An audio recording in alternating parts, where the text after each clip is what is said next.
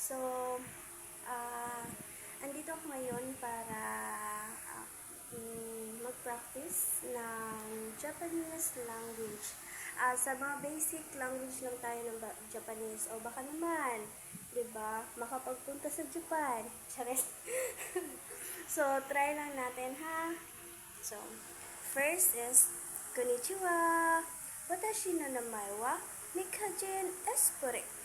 Watashi wa Yakusei desu. Watashi wa 24歳な私はフィリピンに住んでます. So, yun is mga basic lang yun. Madali lang yun practicein. Then, just introduce myself lang yun. And, kung taga saan ako, at yung mga sinasabi ko is malalaman nyo rin balang araw.